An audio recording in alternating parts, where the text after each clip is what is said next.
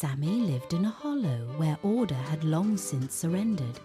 Acorns rolled underfoot with every step, and broken twigs formed jagged tripwires across the floor.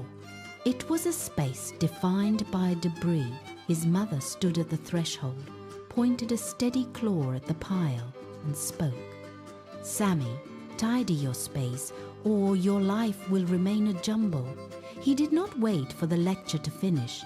He turned, scrambled out the knothole entrance, and leaped into the branches. He moved fast, putting distance between himself and the demand for change.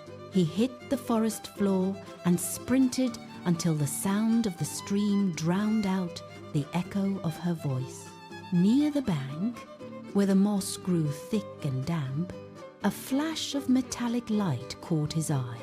He stopped. Half buried in the greenery sat a small golden box. He knelt, brushed the dirt away, and pried the lid back. Inside, 5 seeds lay perfectly still. Beside them, a scrap of paper carried a single sentence. "Plant these with good habits to witness magic." Sammy scoffed at the promise, but his fingers tightened around the box. Sammy tossed the note aside. It was just paper and dust. Above him, a rustle of feathers signaled a visitor. A bird named Bella dropped onto a low-hanging branch, her eyes fixed on the seeds in his palm. "Those seeds only sprout when your actions change," she chirped. She did not wait for a reply before taking flight.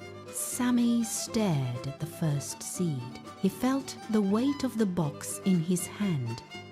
That night, he returned to the basin. He picked up his tools and scrubbed his teeth for 2 full minutes. The motion was rhythmic and precise. He finished, wiped his face, and went to sleep. The next dawn, the ground near his tree shifted. A pale green shoot broke through the soil, pushing upward toward the light.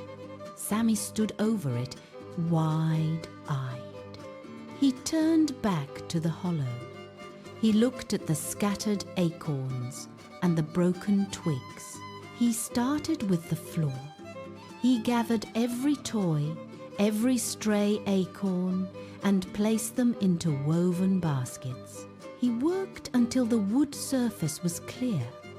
By dusk, the first shoot had stretched into a thick, vibrant stalk topped with a velvet flower. The sight of the velvet flower sent a jolt through his muscles. Sammy looked at the box. 3 seeds remained. For the third, he approached his food stash. He shoved aside a pile of stale, crumbling cookies and reached for fresh carrots and walnuts instead. He chewed slowly, feeling the change in his own energy as he finished the meal. He glanced toward the soil. The third plant surged upward, its stem thickening, turning sturdy and strong under the midday sun. He spied his sister's plight.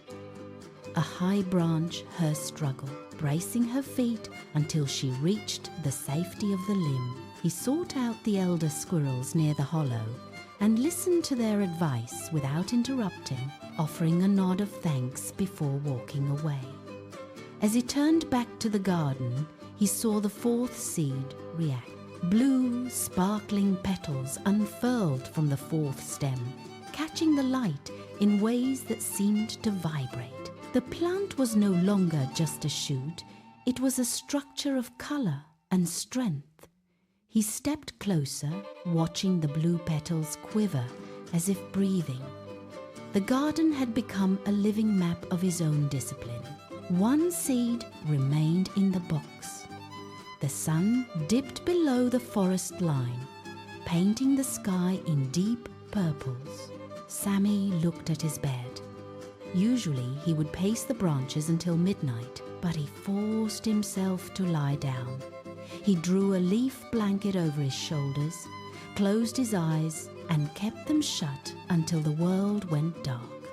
He did not toss, he did not wake, He stayed motionless until the first light of dawn touched the canopy. He scrambled down the trunk, his claws clicking against the bark. He reached the garden patch. The fifth seed was no longer a seed. It had erupted through the earth with a violent, beautiful speed. A massive trunk had coiled upward, spiraling toward the high branches of the oak.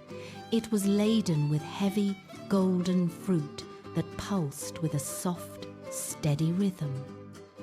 Each piece of fruit cast a warm glow onto the surrounding moss. Sammy stood at the base, breathless, shielding his eyes from the brilliance of the tree.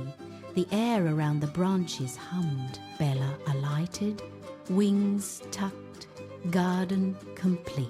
Bella tilted her head, her gaze shifting from the glowing fruit to Sammy. "Good habits are the soil for your own magic," she said. Her voice carried across the clearing. Sammy reached out and pressed his palm against the golden bark, feeling the steady hum of growth beneath his touch. From that day, the cycle of disorder vanished. He never left a stray toy on the floor. He never skipped a meal. Fresh walnuts, crisp carrots sharpened his stride. He stopped to offer a greeting, listening to their concerns with intent. Other squirrels began to gather at the base of his tree, drawn by the light and the change in his demeanor. They asked how he remained so bright, how the air around him seemed to hum with purpose. Sammy stood before them, gesturing to the golden canopy above. "Good habits grow the magic from within," he told them. He showed them how to clear their own hollows, how to sleep when the stars appeared, and how to value the work of each day. The forest floor, once a tangle of debris, woods pulsed with clean paths, vibrant life.